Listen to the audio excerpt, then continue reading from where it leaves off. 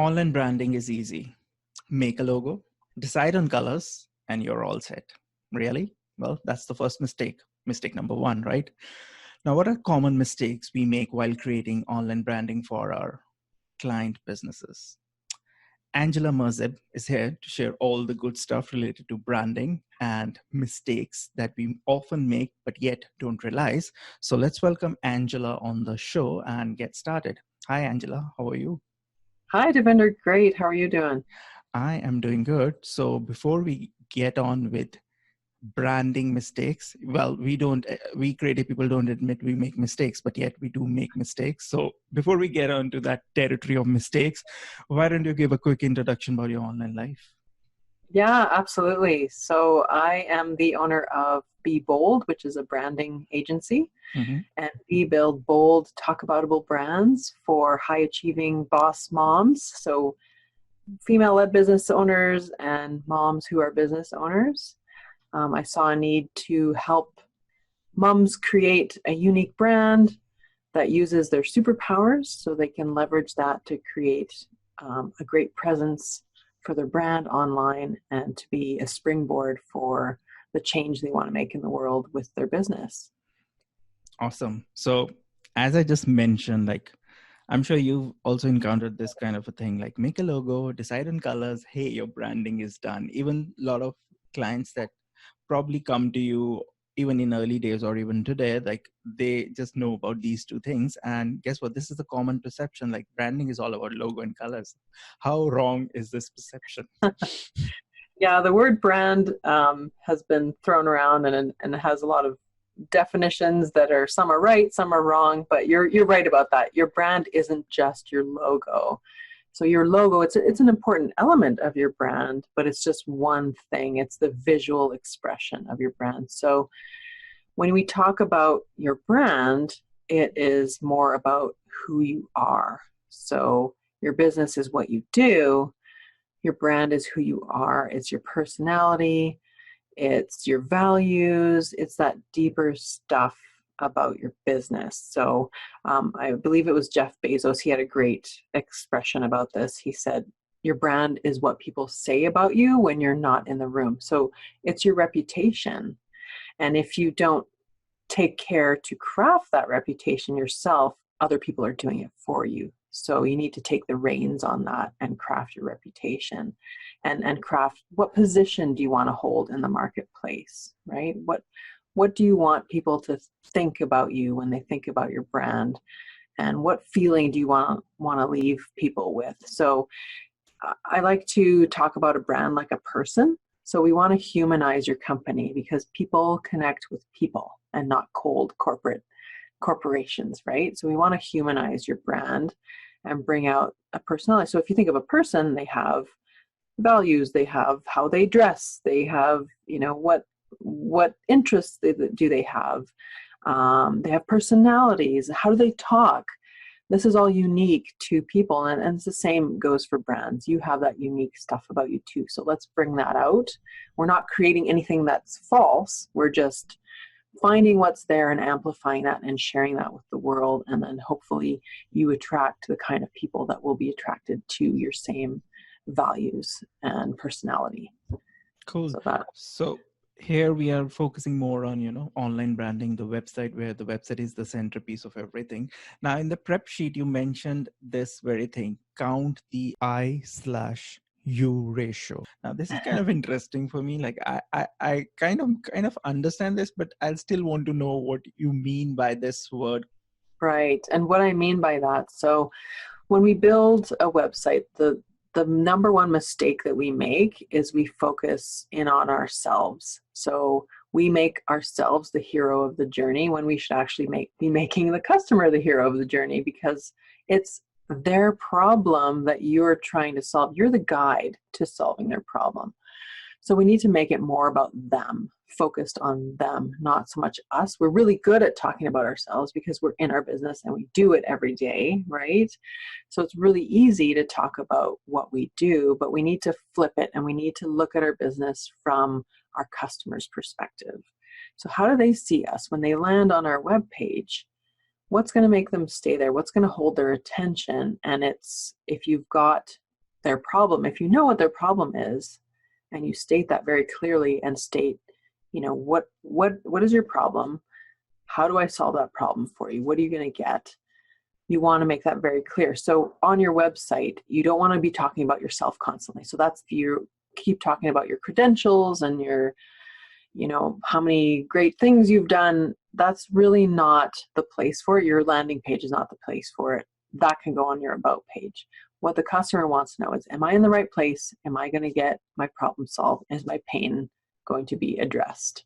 So you really want to count, how many times do I say us or I, and how many times do I talk about you? Does And that make sense? this is as important as logo and colors, right? Oh, absolutely. Absolutely. If not more important. I mean, your messaging is what's going to connect you and tell your customer what you're all about and why they should hire you or use your service or product. Okay, let's begin with things that we actually see first when you visit a website.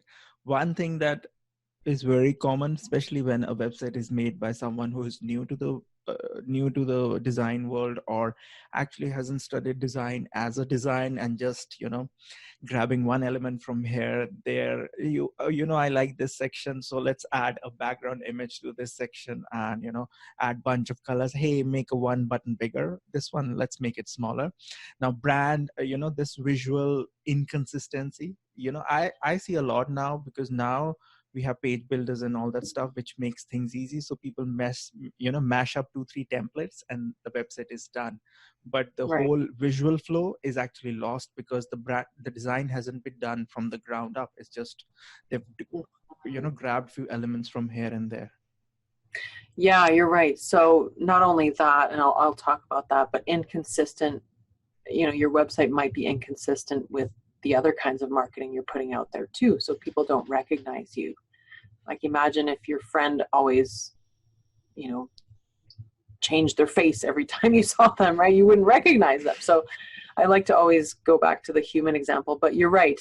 To solve that problem, and this is where most people fail, is you need a brand guide. So you need to create a document that talks about, this is a sample of how we do our ads, for instance, and this is what we look like online, and this is the color palette we use, and these are the fonts we use, and how we use them, and what sizes we use. So if your logo designer or your branding person isn't giving you that, then you need to find someone to do that for you. You need to create that visual standards guide, because you're going to have different people working on your brand. You're going to have some marketing people, some Facebook ads people, right? Some website people, other print designers.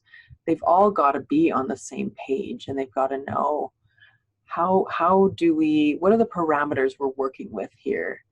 And so that having that document will really help make everything look consistent. And we know that consistent brands actually make about, on average, 23% more revenue. So if you show up consistently in the world, you're going to make more money.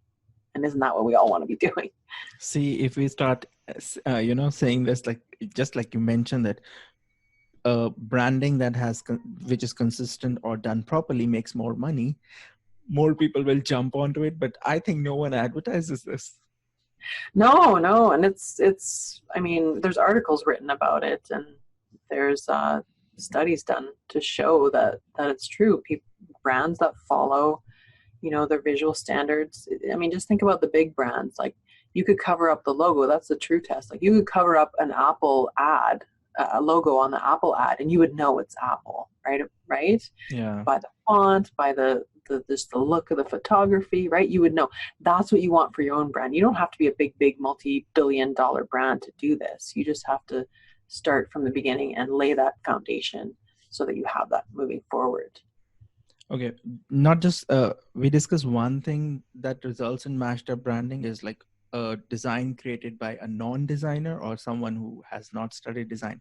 The other problem comes in when client becomes a designer and he just grabs 4 or 5 competitor branding, signals, Mhm. and he gets, oh, I like the colors in this brand of my competitor, I like the visual aesthetics of this, so let's mash all together and become. So your client becomes a designer and he mashes up all like 3 4 competitor stuff. Like, how do you handle this kind of situation? I'm sure you've encountered such clients in your workflow for now. Yeah, for sure. And, again, we have to back it up and start from the beginning. What are you all about? Don't people look at brands that are successful and they figure, well, I have to be doing the same thing. But actually, you want to not do that. You want to find what we call white space in the marketplace and find out what is missing in the market that people are craving. What is maybe your competitor not doing that you could be doing that people want, right? So you don't want to copy your competitor in that sense, in your positioning and all that. And of course, in your visuals, there's no way to differentiate you if you just look the same as somebody else. They're not going to remember your product. You're not going to be memorable, and they're not going to be able to find you again. So yeah, we have to start from the beginning and craft that personality. What are you all about and how do you want to show up in the world? Let's start there. And then from there, that will speak to all your branding assets, right? That will be the guide that we use to create all those assets and those visual elements. And we'll know how you should show up online, right? If I was a stylist and a lawyer came in and I gave him a pink mohawk without asking him what his job was or anything, and I just went ahead and gave him a pink mohawk and a leather jacket, he'd be like, this is not me, right? So you have to start with that. Who are you? How do you want to show up in the world? And that's where you start from. Cool. Now, besides the visual aspect, the colors, the buttons, the fonts, the real thing is the text, the context, the message that you're delivering on your website, in which overall forms the branding stuff. And obviously there's something called copywriting comes into the picture. But even if we step backward from copywriting, in that, firstly you need to decide on the language that you want to portray in terms of design and overall branding, and then obviously get the real content in terms of text. Now, a lot of people, just to sound a little more professional and technical, end up using very heavy loaded words from their industry, which obviously they understand, but their customers would not, or even the website visitor who may become their customer would not understand. Now, how difficult it is to tell them, hey, step back, we don't need to use these words, we need to simplify things a little. Yeah, it is really hard to separate ourselves from what we do every day because, like you say, we're in it every day. We have our own slogans and our jargons and our abbreviations, and we tend to use those. And like you say, our customers just don't get it. They really want to know, am I in the right place? Are you going to solve my problem? Do you understand my pain?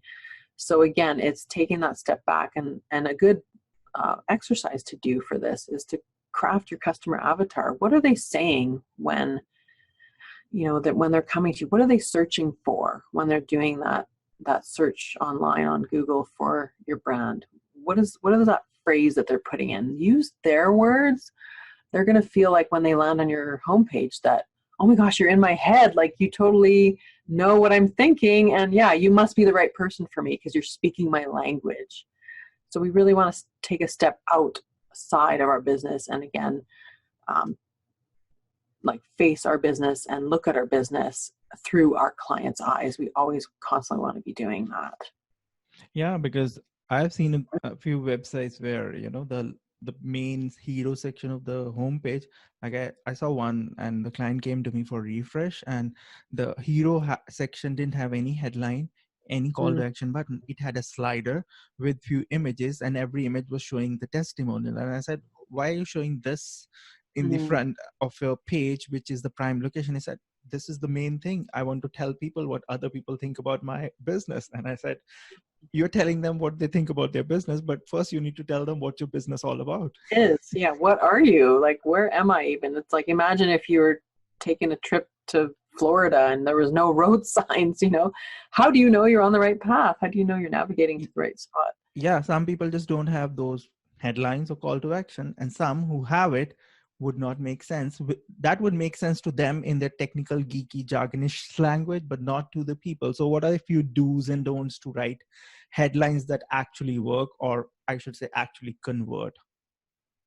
Yeah. So again, think about what problem you're solving and what benefit they're getting and why they should care. So to write a good headline, you don't want to sound like a robot. You want to sound like a human wrote it. So instead of saying do not, say don't. Like you wouldn't speak like that. You wouldn't say do not do this. You wouldn't speak like that. So write how you speak. Try and connect with your audience on an emotional level. So use some action words and some power words. Try and inspire, like be inspiring in your headline, and speak to that problem you're solving and what you can do for them. And then another nice trick is, the thing we often do is we talk about our features. But if you look at any of, Steve Jobs' old keynote speeches about their products, they never really mentioned that, there's this many gigabytes in the camera. They didn't really care about that. It's about what you can do, how your life will change with, and they called it iPad, right? They didn't even say the iPad, they personified it. Yeah. How your life will change with iPad. So you create that human connection. Don't sound like a robot. Write how you speak. Use emotion. Speak to the problem you're solving, and not just the features, but the benefits. And then go beyond that and ask, so what? So if, I have a self-cleaning oven and it has, convection technology and all this, you want to ask, well, so what? Well, impress your friends by, you'll look like a professional chef if you use our oven, and don't ever have to worry about, scrubbing and you want to ask, so what, when you are looking at your features and benefits. How does it benefit that person? Like, what is that deeper level of benefit that they're getting? Awesome. Yeah, now we have the headline at the right place and a little bit of description of the branding. The main thing where the people will, or the visitors will click, the call to action flow. Now, I've seen websites where just there's one headline, 2 buttons, and we are done with it. Do whatever you want to do it. But from your experience, like what should be the ideal? Obviously that won't apply to every branding exercise, but in general, rule of thumb, like if you have a headline, you have description text, and you have little call to actions, like what should be the general flow of call to actions within at least on the homepage itself? Mm-hmm. So as far as a number of call to actions, that really depends case by case. But again, you want to back it up and ask yourself, what is the customer journey here? What do I want the person that lands on this website to actually do? So start with that flow, right? Start with, what do you want them to do? What's going to be that funnel that you create for them? And then as well, there's 2 kinds of calls to actions. So direct and indirect. So what I mean by that, the direct calls to actions is like, book now, right? Book a call, buy now. The indirect is something a little softer. So it's a free download, or listen to my podcast, or sign up for an email newsletter. And you want both of those types of calls to action on your site, because, before you can marry someone, you've got to date them, kind of thing. So, when you're plotting out your page, I like to think of a website in sections. So people scan websites. They don't read every single word on your website. So that's why it's important to have really good headlines. And so you're breaking down these sections that people might possibly be interested in reading. And so I like to scatter, to sort of pepper the page. So not just one call to action in the hero image, which is important, but after each section or couple of sections, kind of repeat those call to actions, because you don't know what people are going to actually land on, right? And you don't want to have to make them scroll up again or scroll down again. You want to kind of get them where they are. And also another tip is, your calls to action should be clear. They should be not in the passive voice. So something like learn more or get started. I don't really know what that means. Like, get started? How? But But that's something like, most common, right?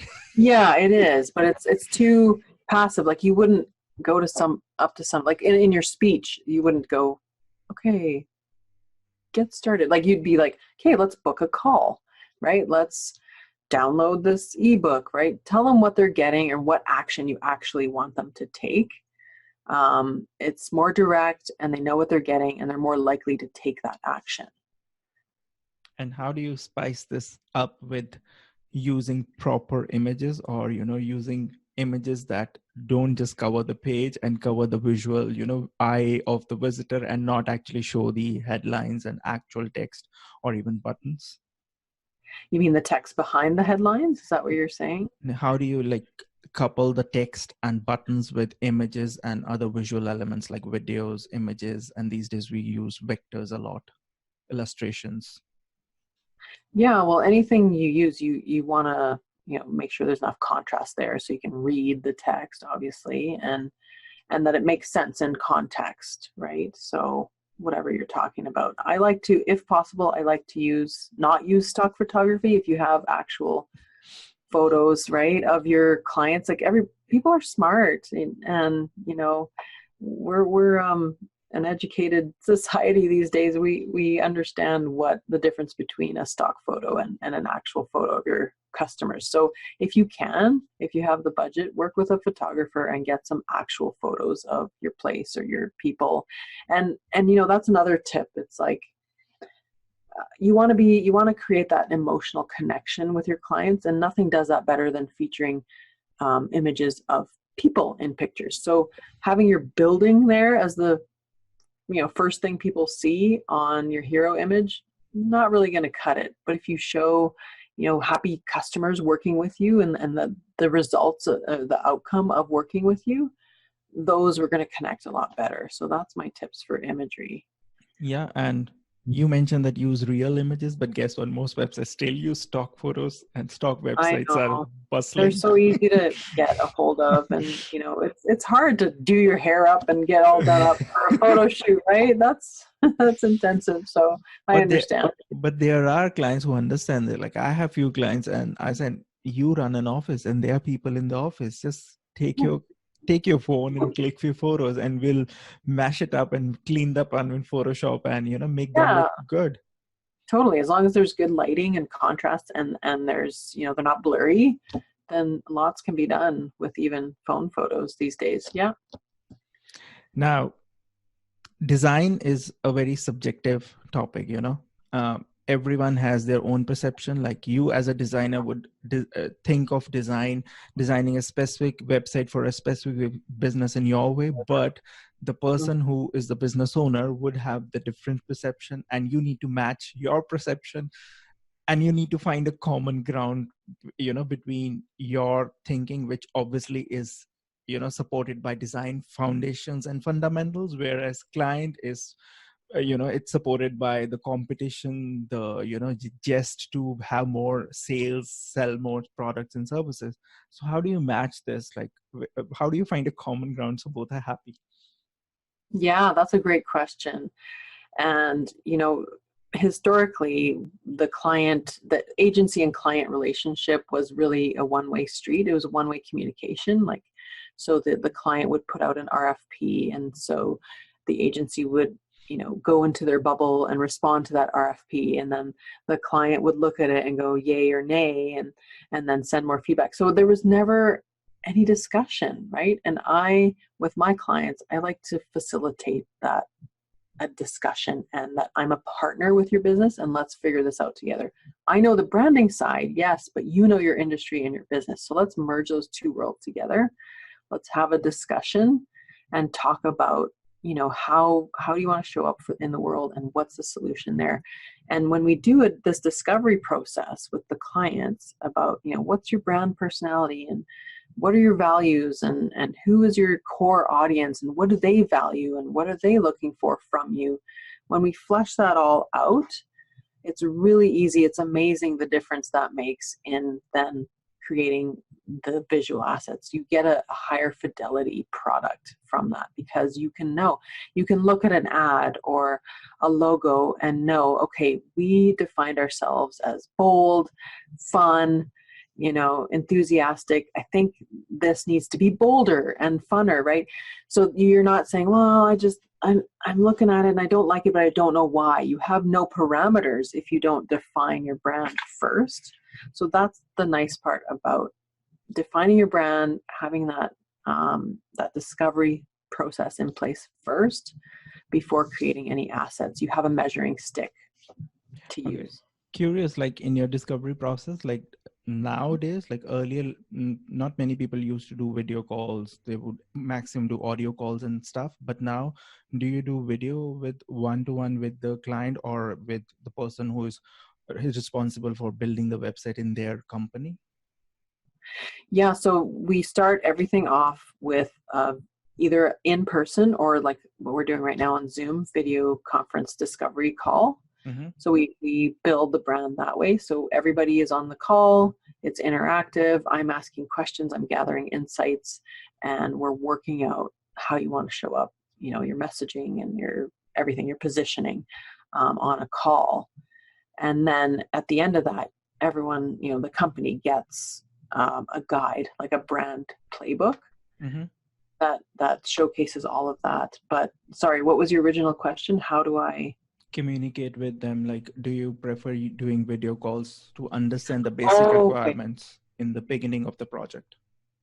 Yeah, totally. Zoom calls work great. I can share my screen, so that's perfect. Or, if they're in town with me, which is not always the case, we can go to a conference room. It's kind of up to the client. And which are the most important components that get built in the branding process? Like, is it like mood board, design board? What are the main things that you build from your end in terms of finishing the branding stuff for the client to review and see?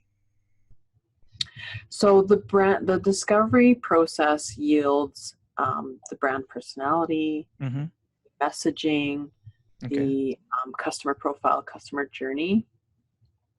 And I'm just trying to think of all the elements.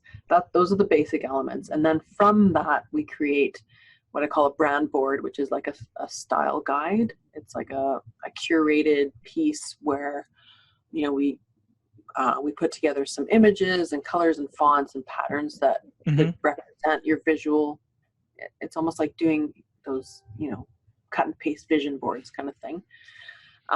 So that comes after the discovery process and comes from the discovery process, because we know all about your brand and your characters and your values and how you want to show up in the world. So that's the process. And then after that, we build the logos and the websites, because we have a style guide that the client chooses. So they get 2 or 3, and they choose one, and that's the visual direction. So that represents the style that we're going to use. Mm-hmm. So everyone's on the same page. So that's kind of the flow of it. And once you're done with the logo, you get on with the copy and the imagery and the real thing, the real content that you could put on the website.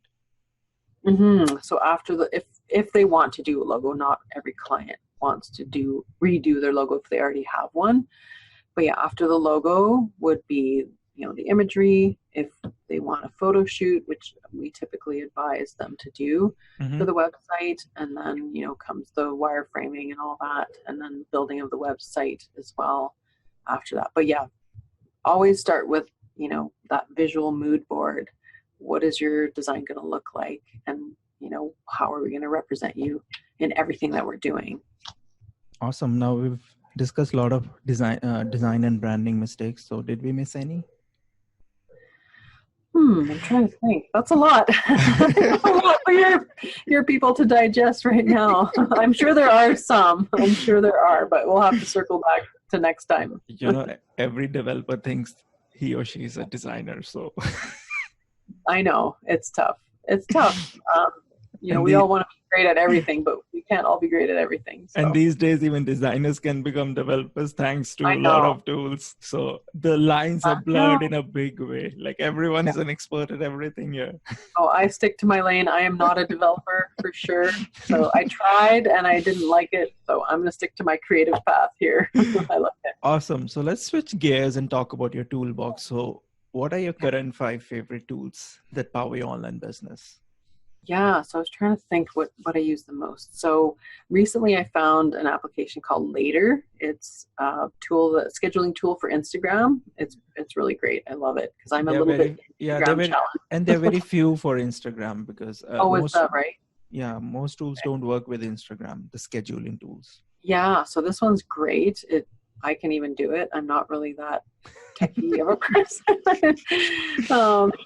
Another great tool that I just started using last year and it saved me a ton of time is Calendly, and it's a scheduling app for appointments. Yeah. I love that one. It's so great, and they have a great little interface that you can even, and it looks really good. If you want to put the calendar on your website as is, like as a full calendar, it actually looks really nice. Some of these other ones, they never used to look that visually pleasing, so I like that one. Of course, I use Zoom for a lot. I didn't even know about Zoom until 2 years ago, and then it was like, oh my gosh, this opens up a whole new world for me. So Zoom is awesome. And it's very stable. Actually, it's very stable. Yeah. Never had a problem with Zoom, so it's really great, and it's really affordable too. Another tool I started using for project management is Trello. I know a lot of people. Yeah, exactly. Drag and drop. I'm a very, make it easy for me kind of gal. So I love Trello. I know a lot of people like other products like Monday and stuff like that, but I really like Trello. So far I like it. There's a couple features I wish they would add, but for the most part, it's pretty good. And Tidio is what I use for web chat on my website. I like that one too. Awesome. So which is your recommended web hosting service? I'm sure even though you are just into design field, but you have encountered the web hosting stuff. Yeah. So I'm still with Bluehost. I've been with Bluehost for a lot of years, and there's naysayers for all the hosts out there, but I've liked Bluehost. They're pretty good value for the speed that you get and whatnot, and not a lot of downtime. So, but a couple other sites that I've had my eye on is SiteGround and A2. I hear a lot of good things about those ones. I've been using SiteGround for the last 4 years now. I have 2 accounts there, and it is amazing. Obviously, you will still find a person who will hate SiteGround, but as with my experience concerned, it's really good. It's way faster, and it's value for money. Yeah, so I might switch to SiteGround. So I just haven't gotten around to doing that, but I have had my eye on that one. So I'm glad to hear you like it too. And obviously you are into design and branding, but I'm sure you've delved into the world of development by building your own website. Yep. So which is your favorite building tool? Maybe a page builder here? Yeah, so for a long time, and my site still is in Avada. And it's 2020. Yeah, I know. I did like that for a long time, but I have been tinkering with Elementor, and the part of Elementor that I like a lot is that I think on the client side, when they log in through the CMS, I think it'll be easier for them to actually manage things because it's much more visual, much more WYSIWYG and stuff like that. So make changes and even destroy designs easily. Yeah, that's the scary part. I always get scared handing clients the keys over. Some clients the keys over to the back end of the website. It's like, oh. Okay. But the brand guide helps, right? So if you have that guide and you follow it, hopefully that would help you stay consistent. Yeah, the client changed logo on one page, and your logo was this, and guess what? You've changed the font style here. Oh, I was just tinkering with the drop-down font options, and this font I liked it more. I know it can be brutal sometimes. Okay, so any recommended email marketing service that you do in your business? I use MailChimp. That's the one I've known about for a long time. But again, I'm hearing a lot of great things about ConvertKit. I don't know if you've heard of that one. Yeah, it's review. like the top of the line. But if you're Yeah. jumping from MailChimp, I would suggest you to try MailerLite. I started using MailerLite a few Oh, months back. It is amazing, and it is, okay. again, value for your money because it doesn't charge you arm and foot for basic, Yeah, I email know. sending. That's the only thing. ConvertKit doesn't have any free They, tools, I don't they believe. have now. They recently launched it. Like they launched it like 2 weeks back, but Oh, okay. but it's limiting. I would just try MailerLite. It would Okay. fit you. Even the design aesthetics of MailerLite is really good. Yeah, I find MailChimp a bit confusing to use. They keep changing where things are, and it makes me crazy a little bit. Yeah, but the MailerLite is like the interface is really good and it's easy to use, and Okay, it I'll check it it out. has the basic features. It also has the advanced feature, not as advanced as ConvertKit or other big guys like ActiveCampaign, but for Right. most people, the things that they have would be more than enough that they would use or even handle themselves. So Exactly. Exactly. try it. It's really good. And last questions, any upcoming tool or service that has caught your attention recently, in maybe in the design field or in the wider field of online world? Well, in the design field, I one life-saving app that I just bought, and I don't know if many designers listen to your podcast, but it's called Logo Package Express. So when you create a logo, you always are giving the client variations of that logo, black and white, on reversed, on black, and stuff like that, and different formats, JPEG, PNG, blah blah blah blah blah. So it's really tedious to put that together yourself, but this thing does it for you in like 3 clicks. So you just put your logo in there and you specify what the word mark is and what the logo mark is and what the tagline is, and boom, boom, boom, it creates all those files for you in all the formats for you in Is it 3 like clicks. an online tool or a software that you It's a download? plugin that you put into Illustrator. Okay, Yeah. cool.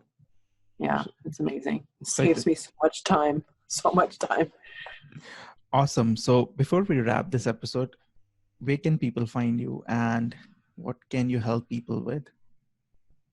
Yeah, so you can find me. My website is beboldbranding.ca, Mm-hmm. and you can find me at beboldbranding on, Facebook, Instagram, and LinkedIn.